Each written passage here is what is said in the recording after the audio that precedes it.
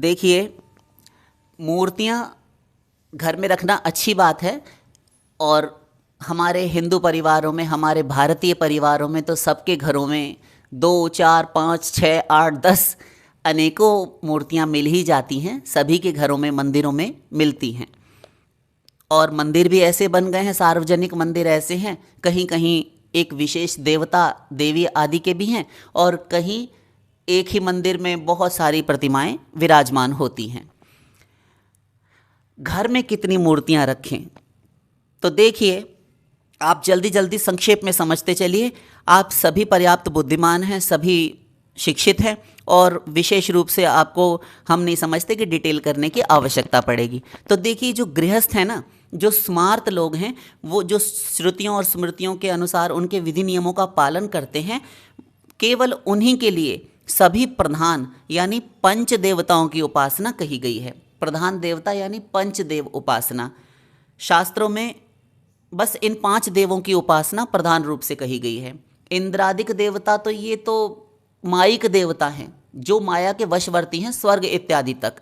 तो ये तो इन्हीं जीवों में से, मायाबद्ध जीवों में से, आप सब मनुष्यों में से ही कोई बहुत सुंदर A1 क्लास का, बहुत टॉप का पुण्य कर लेता है, तब वह स्वर्ग सम्राट बनता है। वो भी कोई एक जीव, सारे जीव स्वर्ग सम्राट थोड़ी बनते हैं, शेष तो प्रजा बनते हैं स्वर्ग की।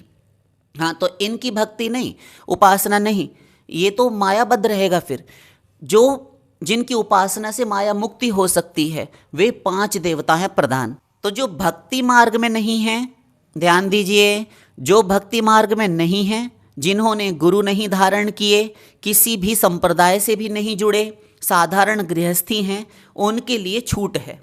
यानी केवल घर गृहस्थी में रहते हैं, अपना खाते कमाते हैं, एक अच्छे सज्जन हैं, अच्छे व्यक्ति हैं, और उनके लिए छूट है। आदित्यम गणनाथम च देवीम रुद्रम च केशवम पंचदैवत्यमित्युक्तम सर्वकर्मसु पूजयेत। मत्स्य पुराण। सूर्य, दुर्गा, गणेश, शिव, विष्णु, ये पंचदेव हैं। ये उस पर ब्रह्म की ही अभिव्यक्तियां हैं। इनकी पूजा सर्वसामान्य को सभी कार्यों में करनी चाहिए, ये हमारे शास्त्रों की आज्ञा है, छूट है।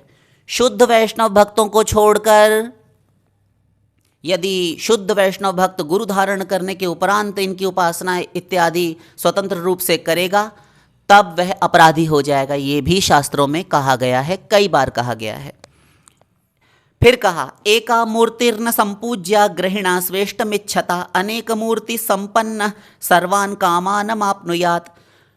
मतलब अर्थात ये कल्याण चाहने वाले गृहस्थ एक मूर्ति की ही पूजा ना करें, तो फिर अनेक मूर्तियों की पूजा करें, कर सकते हैं। इससे कामना पूर्ति होती है। देखिए, गृहस्थी में रहते हैं तो अनेकों प्रकार की कामनाएं होती ही हैं, कभी कुछ चाहिए, कभी कुछ चाहिए। गृहस्थी में तो प्रपंच होता ही है, तब फिर उनके लिए इसीलिए छूट दी गई है। किंतु ये नहीं कहा गया, ध्यान दीजिए, आपने प्रश्न किया था कि कितनी मूर्तियां घर में रखनी चाहिए, तो सावधान होकर सुनिएगा। ये नहीं कहा गया कि एक ही देवी अथवा देवता की कई कई अनेकों प्रतिमाएं रखें घर में, नहीं, यह अर्थ नहीं है, ये नहीं कहा गया।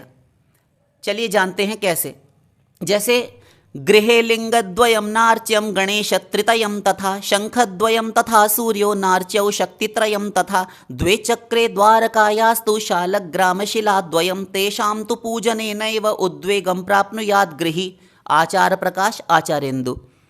मतलब अर्थात ये कि घर में 2 शिवलिंग, 3 गणेश, 2 शंख, 2 सूर्य, 3 दुर्गा मूर्तियाँ, 2 गोमती चक्र और 2 भगवान शालग्राम की उपासना पूजा करने से गृहस्थ मनुष्यों को अशांति, उद्वेग रहता है। वे परेशान रहते हैं, घरों में टेंशनें, लड़ाई झगड़े, अनेकों प्रकार के उत्पात होते रहते हैं, फिर परेशान होंगे।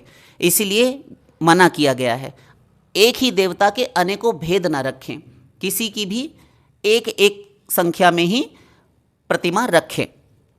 जिस किसी भी देवी देवता की प्रतिमा भी नहीं रखनी चाहिए मनमाने स्थानों पर। ध्यान दीजिए, मनमाने देवी देवता की जिसकी मर्जी आई बाजार गए खरीद के ले आए, ये बहुत सुंदर लग रही है, ये बहुत अच्छी लग रही है, भैरव जी बड़े अच्छे लग रहे हैं, काली जी अच्छी लग रही, अरे सारे ही अच्छे हैं, सभी अच्छे हैं, क्योंकि अपने अपने स्वरूप में सब भगवान की ही अभिव्यक्तियां हैं। किंतु आपकी प्रकृति, आपके गुण के अनुसार आपको देवता सूट करते हैं, ये भी नियम है। ऐसा नहीं है कि आप सड़क चल रहे हैं और आप ले आए, ऐसा नहीं होता। तो मनमाने ढंग से किसी भी देव अथवा देवी की प्रतिमा घर में नहीं पधरानी चाहिए, नहीं रखनी चाहिए। नंबर 2, मनमाने स्थानों पर स्वेच्छापूर्वक कहीं भी जिस किसी भी जगह लगा दो। चलो यहाँ ठीक है, ये दीवार खाली पड़ी है, यहीं लटका देते हैं। अच्छा ये ना ये हम यहाँ लगा देते हैं, यहाँ ठीक है, यहाँ कुछ अच्छा नहीं लग रहा, थोड़ा खाली खाली सा है, तो यहाँ हम लगा देते हैं। ये ऐसा नहीं करना चाहिए। चित्र, तस्वीरें, मूर्तियाँ यहाँ तहाँ यत्र तत्र सर्वत्र मन चाहे ढंग से नहीं लगानी चाहिए। नंबर 3, उनके लिए एक निश्चित सुनियोजित स्थान का चयन करके ही उन देवों की दिशा के अनुसार ही देव प्रतिमाएं घर में विराजमान करें, कि कौन से देव की दिशा क्या है उसके अनुसार विराजमान करें। और शेष जो भगवत चरणानुरागी हैं, भक्त हैं, उन्हें केवल युगल सरकार बाल गोपाल जी की उपासना करनी चाहिए और एक बाल गोपाल जी ही घर में रखने चाहिए। ये भी चलते चलते बताए देते हैं।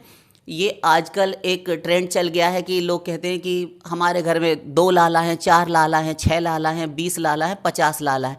तो ऐसे तो लाला आप धरे रहिए, दुकान वाले के यहाँ भी रखे हुए हैं, वह दिन रात बेचता है, आप लाकर उनकी उपासना करते हैं। ठीक है, उपासना से फल मिलता है, किंतु ये सही नहीं होता, ये कहीं भी नियम नहीं मिलता। मूर्तियाँ मूर्तियाँ मूर्तियाँ घर में रखकर आप परेशान हो जाएंगे, आप ठीक से उपासना नहीं कर पाएंगे।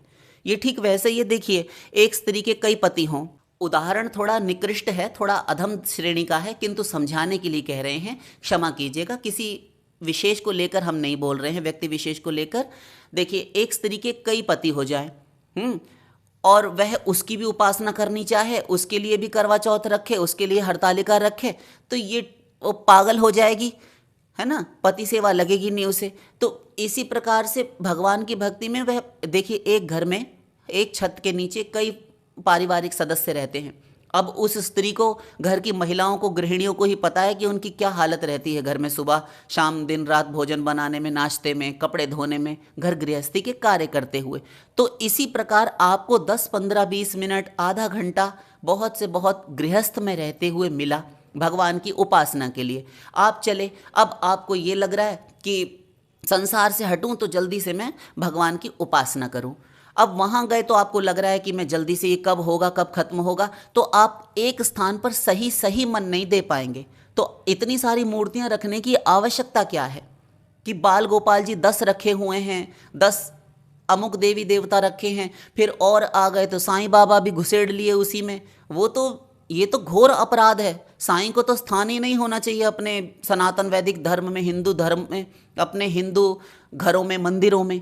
ये अपराध है, ये नहीं करना चाहिए। ये साधारण गृहस्थियों के लिए भी है, साईं की पूजा का निषेध है, सर्वथा निषेध है। अरे जिनके शिष्य ने गंगा जल और चंदन से स्नान कराना चाहा, 3 कोस तक बेचारा चल कर गया और लेकर आया, उसको दुत्कार कर भगा दिया कि नहीं, ये सब प्रपंच ढोंग मेरे सामने मत करो, मुझे नहीं चाहिए, मना कर दिया। जो शिष्यों की बात ना माने, प्रेम से उनको ना समझाए, जो उनकी श्रद्धा के आगे झुके ना, गुरु काहे बात का है वो।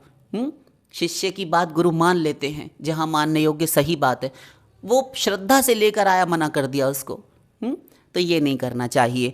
इतनी सारी मूर्तियां घर में ना रखें, और जितनी रखनी चाहिए वे हम पहले ही बता चुके हैं। शेष फिर वृंदावन विहारी लाल की।